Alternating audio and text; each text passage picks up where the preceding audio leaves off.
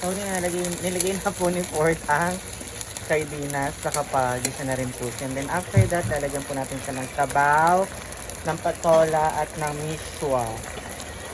Miswa.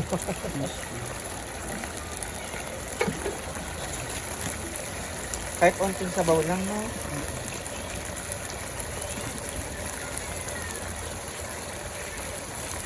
Maganda din may sabaw para makapag-ano din tayo.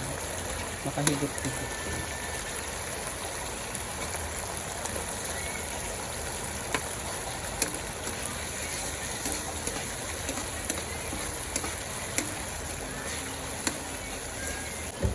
So, lalagyan na po ni Hinira. Mira Cruz ng sabaw. Mainit na tubig. Para mas madali na siyang kumulo. Sorry guys, ang layo ko kasi nagtitinto ako ng isda. Pakita mo rin sa kanila.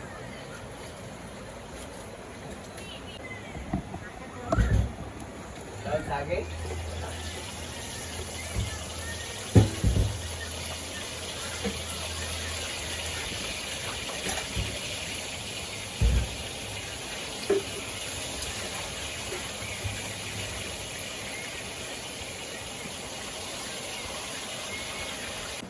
Okay, ayan na po. Ilalaglag na po ni Ate Mira ang patola.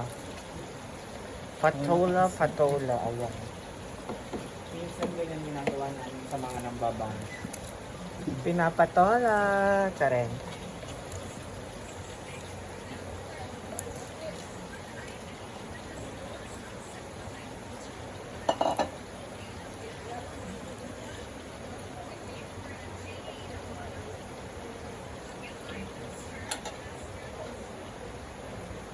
So, pakukuluin lang po natin siya. Madali lang po siyang maluto. Pakukuluin lang ng bongga at tatakpan.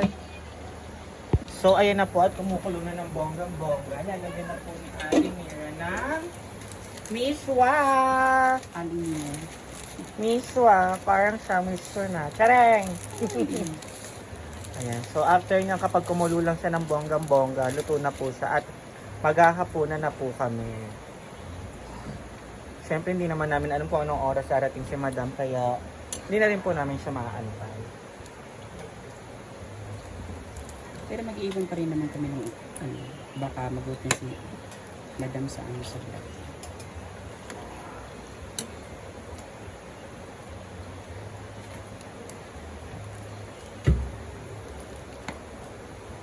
So, papalambutin lang po yung patola. At saka yung miswa. Ayan, takpan mo.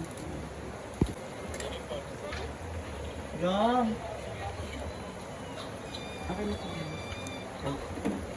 Na-play ko.